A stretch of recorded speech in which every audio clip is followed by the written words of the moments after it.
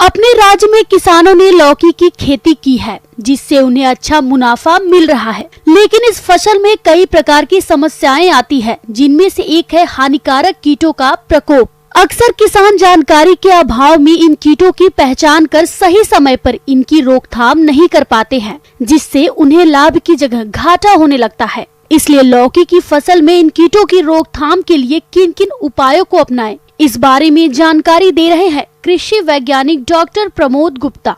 जैसा आपके देख रहे हैं कि अभी आपके किसानों के यहाँ सब जगह जो है लौकी की फसल लगी हुई है और लौकी की जो फसल है अभी फूल अवस्था में है। भाइयों, सबसे ज्यादा नुकसान होता है फ्रूट फ्लाई जो होती है। हमेशा अक्सर देखा गया है इस समय फसल में जब भी मौसम में थोड़ा सा बदलाव होता है, जैसे बदली छाती है, इसकी इंसेक्ट मेल और फीमेल तुरंत प्यूपेट होकर निकलती है और फ्लाइट करती है। फ्लाइट करता मतलब मेटिंग करती है। मेटिंग करती है इस मौसम में और मेटिंग करने के तत्काल पश्चात ही जाके एग लेइंग कर देती है, जिसके अंडे लगभग 4 से 5 दिन में जो है फूट जाते हैं जो भी है।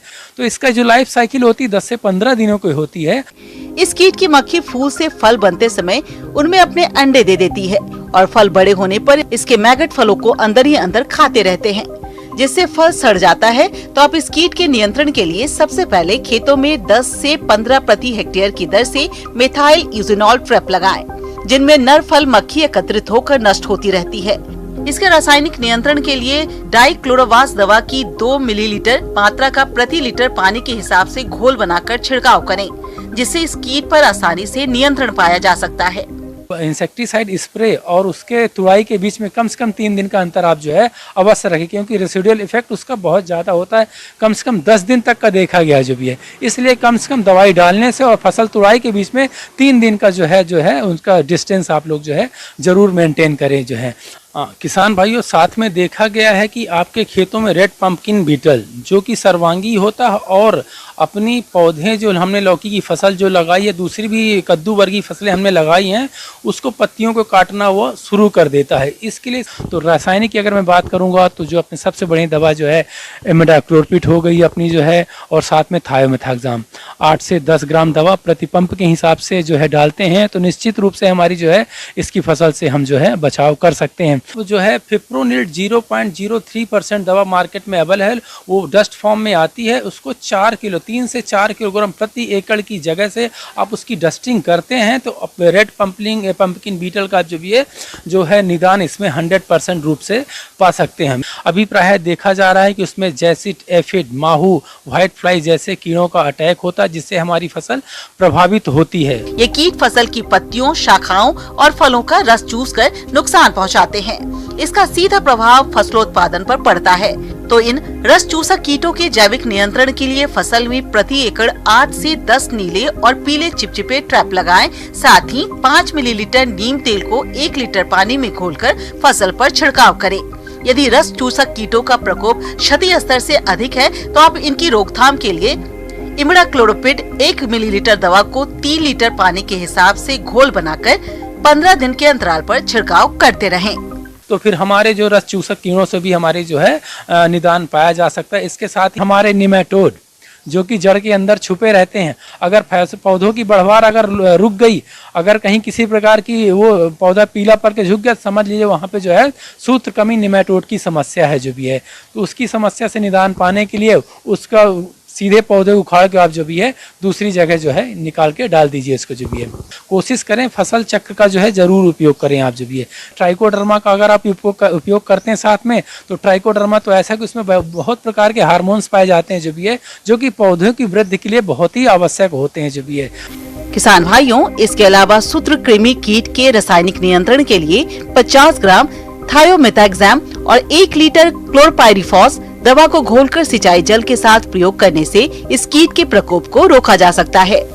तो किसान भाइयों, जैसा मैंने आपको बताया लौकी की फसल जो हमारी खड़ी फसल लगे हुई, जो भी मैंने आपसे अभी चर्चा की है, जो उपलब्धता बताई हो, चाहे न्यूट्रिएंट मैनेजमेंट हो, चाहे पौध संरक्षण के बारे में हो, नींदा प्रबंधन, तो जरूर आप लोग इससे क्या नाम से निश्चित ही लाभ कमाएंगे। पिछले कुछ सालों से देश भर में बांस की खेती का एरिया बढ़ा है। बांस की एक खासियत यह है कि यह किसी भी मौसम में खराब नहीं होता। साथ ही इसकी खेती किसी भी प्रकार की जमीन पर आसानी से की जा सकती है। बांस की फसल को एक बार लगाकर कई साल तक इससे लाभ ले सकते हैं। अगर आप भी बांस की खेती करने की सोच रहे हैं तो इसके बारे में अधिक जानकारी के लिए मिलते हैं विषय विशेषज्ञ डॉक्टर योगेश्वर मिश्रा से। नमस्कार, इस अन्नदाता प्रोग्राम में आपका हार्दिक स्वागत करता हूं मैं। आज हम जानेंगे कि बांस की खेती कैसे की जाती है, कुछ ऐसे उन्नत प्रजातियों की पहचान करना जिसको लगा करके हम कॉमर्शियल स्केल पे या व्यावसायिक स्तर पे ज़्यादा से ज़्यादा बांस उगा सकते हैं और ज़्यादा से ज़्यादा लाभ ले सकते हैं। तो सर्वप्रथम आपको जो है बांस की उन्नत प्रजाति जो होती है उसकी पहचान करनी होती है। खासकर मैं सेंट्रल इंडिया की बात करूं या सदर्न इंडिया की बात करूं तो बैम्बूसा बैम्बूज और डेंड्रोकैलमस स्ट्रिक्टा, तो ये 2-3 प्रजातियाँ बहुतायत में लगभग पूरे भारत में मिलती है। बांस की खेती सदाबहार पौधे के रूप में की जाती है। यह घास प्रजाति का पौधा होता है जो कि सबसे अधिक तेजी से बढ़ने वाला पौधा भी कहलाता है। बांस की कुछ किस्में ऐसी हैं जिसके पौधे एक दिन में ही तकरीबन 90 सेंटीमीटर तक बढ़ जाते हैं। सामान्य तौर पर बांस की अनेकों किस्में हैं जिनमें बम्बूसा बाल्कोआ, बम्बूसा तुलदा, बम्बूसा वल्गरिस, बम्बूसा नूतन, बम्बूसा पलीडा इत्यादि प्रमुख हैं। इसके अलावा आप देखेंगे हम लोगों ने कुछ ऐसी प्रजातियों को नॉर्थ ईस्ट इंडिया से कलेक्ट किए हैं। ये देखेंगे जैसे कि आप लोग बैम्बूसा वेमिन है, थायरोस्टेचिस और ये गौडा अंगस्टिफोलिया है और इस तरह से अनेक प्रजातियाँ करके जनपद में बैंक बनाया गया है। और इसके बाद फिर कुछ प्रजाति जो कि अच्छी चलती हैं, जिनका ग्रोथ या विकास बड़ा अच्छा होता है, ऐसे प्रजातियों को चिन्हित किया जाता है कॉमर्शियल स्केल या व्यावसायिक स्तर के उत्पादन के लिए। तो अब नर्सरी के बारे में थोड़ा चर्चा करना चाहूँगा। ये बांस जो है हालांकि पूरे भारत में से पाया जाता है, लेकिन इसके अच्छे उपज लेने के लिए, अच्छी उपज लेने के लिए इसको जो है दोमट मिट्टी जो है, दोमट थोड़ा बलुआ मिट्टी जो है वो बहुत उपयुक्त होता है। वैसे तो किसी भी प्रकार की मिट्टी में बांस की खेती की जा सकती है, लेकिन रेतीली दोमट मिट्टी में बांस के पौधे अधिक तेजी से विकसित होते हैं। इसकी खेती में भूमि 4.5 से 6 pH मान वाली होनी चाहिए। केंद्र सरकार द्वारा चलाई जा रही राष्ट्रीय बांस मिशन में किसानों को बांस की खेती करने पर सब्सिडी भी प्रदान की जा रही है। बांस की कटाई पर सरकार फॉरेस्ट एक्ट का कानून भी नहीं लगाती है। प्रजाति होती है बैम्बूसा बाल्कोआ, जिसकी लागत कम आती है लेकिन इसका उपज जो है या प्रोडक्शन या प्रोडक्टिविटी जो है बहुत ज़्यादा होती है। इसका उत्पादन कम से कम 30 से 35 टन प्रति एकड़ रिकॉर्ड किया गया है। और इसको खेत में लगाने के लिए ग्रामीण भाई ये कर सकते हैं कि पहले खेत का पूरा ट्रीटमेंट किया जाए, किसी तरह खेत को हल चला करके या फिर जेसीबी जैसी भी सुविधा उपलब्ध होती है आपकी, वैसे करके पूरा लैंड को प्लेन कर लिया जाता है। बांस के बीजों की रोपाई पौधे के रूप में की जाती है। इसके लिए नर्सरी में बीजों को तैयार कर लिया जाता है। नर्सरी में पौधे तैयार करने के लिए 12 गुना 15 मीटर पर क्यारियों को तैयार कर लिया जाता है, या इसे आप पॉली बैग में भी तैयार कर सकते हैं। इसके बाद बांस की प्रजाति को कितने दूरी पे लगाया जाए तो इसकी ये डिपेंड करता है कि आपकी प्रजाति कौन सी है। कुछ बांस की प्रजाति बहुत ज़्यादा ग्रोथ वाली होती है, बहुत उसका जो है डायमीटर बहुत ज़्यादा होता है, तो ऐसे प्रजाति में डिस्टेंस जो है प्लांट टू प्लांट हम लोग 6 to 6 मीटर रखते हैं। अदरवाइज ज़्यादातर प्रजातियों में 4x4 या 5x5 स्पेसिंग का हम इसमें प्लांटेशन करते हैं। इसको लगाने का सीज़न ये होता है, बरसात का सीज़न जो है सबसे अच्छा होता है। इसमें बरसात आने के पहले कम से कम 8 या 10 दिन पहले आप अपने खेत की तैयारी कर लें और उसमें जो है गड्ढा या आपको 4x4 मीटर पे स्पेसिंग पे करना है, या 5x5 मीटर या 6x6 metre, species to species vary करता है। और इस तरह से गड्ढे करके हम बैम्बू के पौधे को रोपित करते हैं प्रति हेक्टेयर 400 या 500 या 625। तो इस तरह रोपित करने के बाद हम कुछ दिनों तक इसको, चूँकि बरसात का दिन होता है तो इसमें किसी तरह इरिगेशन की ज़रूरत नहीं होती, लेकिन जैसे ही बरसात ख़त्म होती है इसके बाद कम से कम सितंबर या अक्टूबर के महीने में कम से कम 5 या 10 टन प्रति एकड़ जो है बांस फर्टिलाइजर NPK फर्टिलाइजर वो उसमें पूरी तरह से यूनिफॉर्मली अप्लाइड कर देते हैं हम। बांस के पौधों को अधिक सिंचाई की आवश्यकता नहीं होती है। इसके पौधों को केवल आरंभ में ही नमी की आवश्यकता होती है। कम वर्षा वाले क्षेत्र या शुष्क क्षेत्रों में भी मल्चिंग मिट्टी पानी को वाष्पीकृत होने से रोकती है। मिट्टी में नमी बनाए रखने के लिए सूखे कार्बनिक पदार्थों या सूखे पत्तों को गीला कर घास की तरह पौधे के चारों ओर फैला दिया जाता है, जिससे अंकुरों को जन्म लेने में आसानी होती है। बांस के पौधों को खरपतवार से बचाना होता है, क्योंकि खरपतवार बांस की वृद्धि को पूरी तरह से रोक देता है। इसके लिए समय समय पर पौधों के पास खरपतवार दिखाई देने पर निराई गुड़ाई कर खरपतवार को निकाल दें। नमी इसमें भरपूर रहना चाहिए। जैसे कि एक बांस जो है घास कुल का प्रजाति होता है, तो इसमें जितना ज़्यादा मॉइस्चर देंगे या नमी देंगे या पानी देंगे तो ये प्रजाति जो है बांस का उतना ही ज़्यादा वृद्धि करता है। तो ये जो हम बांस लगाते हैं इसका जो एक्चुअल में हार्वेस्टिंग एज जो होता है वो लगाने के कम से कम 4 या 5 साल बाद होता है। 4 या 5 साल के बाद आपको बांस जो है रियल टर्म्स में रिटर्न देता है या उपज देता है। और इसको लगाने का जो खर्चा है ये प्रति एकड़ कम से कम 45,000 के आसपास इसका कॉस्ट पड़ता है प्रति एकड़।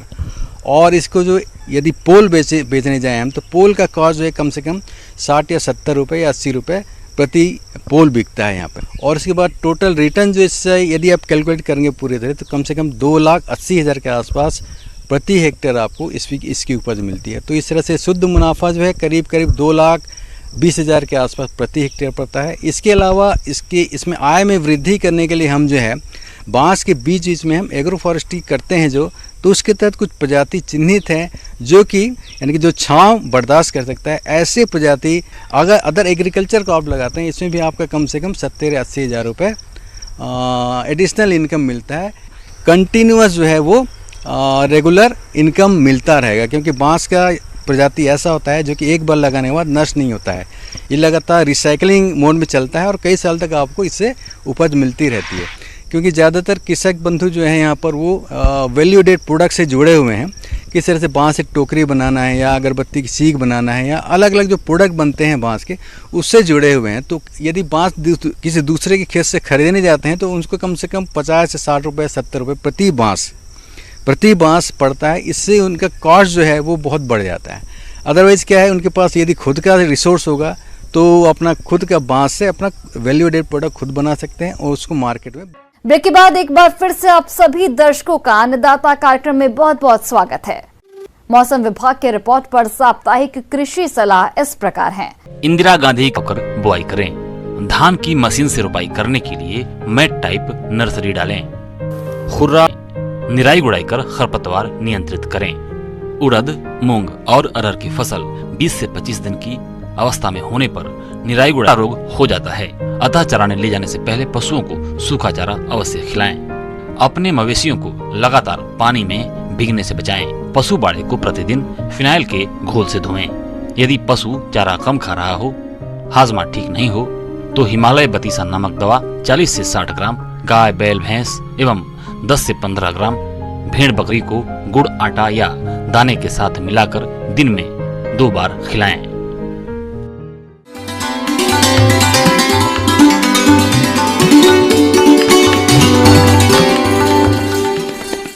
आइए जानते हैं अन्नदाता निःशुल्क फोन के माध्यम से पूछे गए समस्याओं का समाधान। अन्नदाता निःशुल्क फोन संपर्क सेवा के माध्यम से पूछे गए प्रश्नों में से आज हमने जिस प्रश्न को कार्यक्रम में शामिल किया है उसे पूछा है ग्राम मुदावल, जिला रीवा के कृषक दिनेश शुक्ला ने। ये उड़द की वैज्ञानिक बुवाई तकनीक के बारे में जानकारी चाहते हैं। तो दिनेश शुक्ला जी, आपकी जानकारी के लिए प्रस्तुत है कार्यक्रम का ये अंश।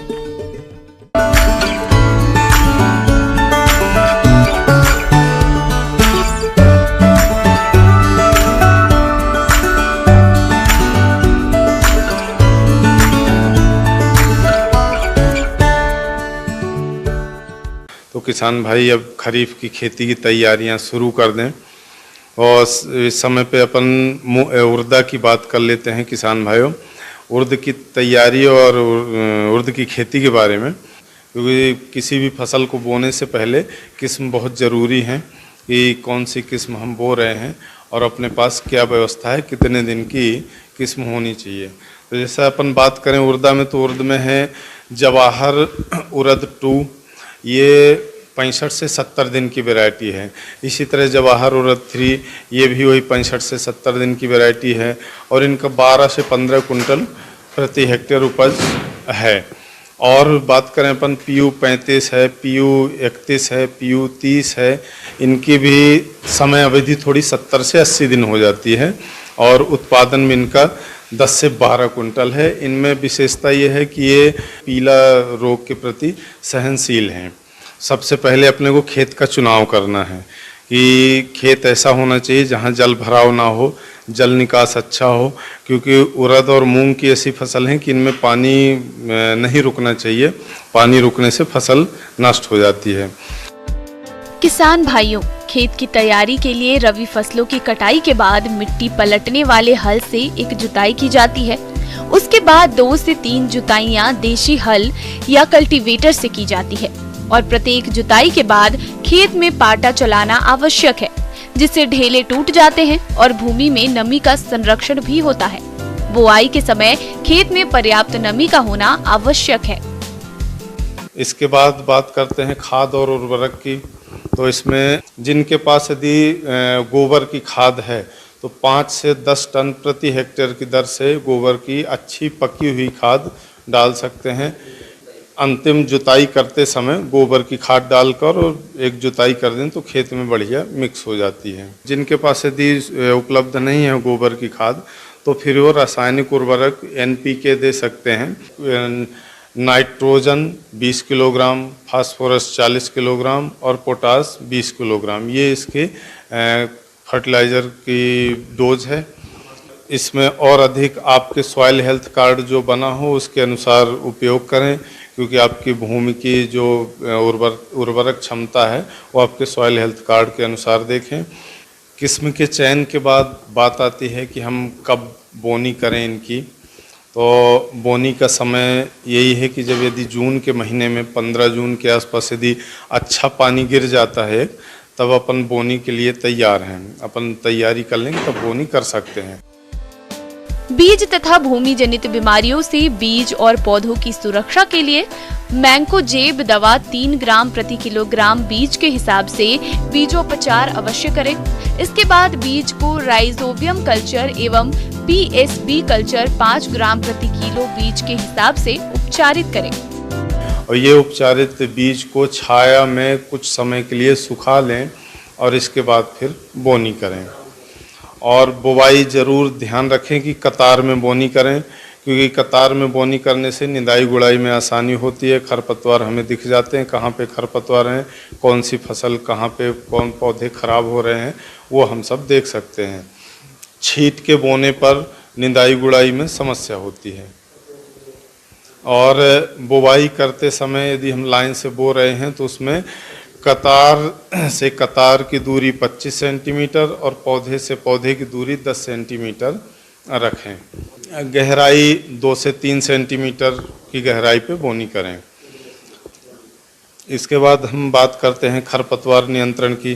तो इसमें खरपतवार नियंत्रण के लिए पेंडामेथिलीन 1 किलो से 1.25 किलो प्रति हेक्टेयर की दर से छिड़काव करें और बोनी के तुरंत बाद करें, अंकुरण से पहले और बुवाई के बाद में। और इसके छिड़काव से जो मिट्टी में खरपतवार के बीज रहते हैं उनका अंकुरण रुक जाता है और हमारी फसल सुरक्षित निकल आती है, खरपतवार नहीं होते। और इसमें सबसे ज़रूरी है जल निकास। तो जल निकास के लिए खेत के चारों तरफ से ढालान को देखते हुए जल निकास की व्यवस्था जरूर बना दें, नालियां बना के, ताकि इसमें पानी ना रुके। फसल में यदि 24 घंटे पानी रुक गया तो फसल नष्ट हो जाएगी फिर। तो किसान भाइयों, मेरे द्वारा दी गई जानकारी आपके लिए लाभदायक होगी, आप जरूर इसका उपयोग करेंगे अपने। एक नजर डालते हैं राज्य के कुछ मंडियों के प्रमुख फसलों के बाजार भाव पर।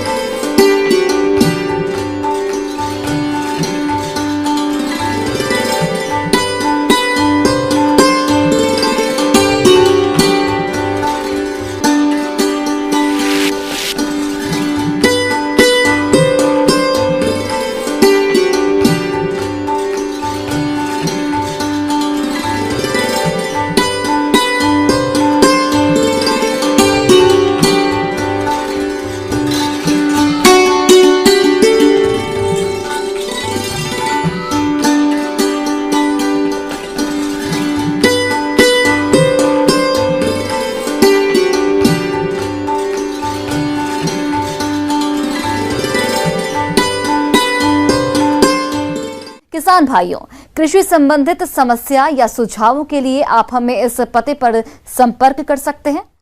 प्रोड्यूसर अन्नदाता news 18 Madhya Pradesh Chhattisgarh, Ramoji film city Hyderabad 501512। साथ ही आप हमें ईमेल भी कर सकते हैं। हमारा ईमेल आईडी है p18annadatamp@news18.com।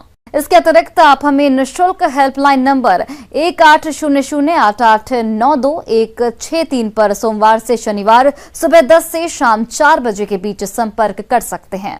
अब समय हो रहा है आपसे विदा लेने का। कल फिर से आपसे मुलाकात होगी कृषि से जुड़ी महत्वपूर्ण जानकारियों के साथ। नमस्कार।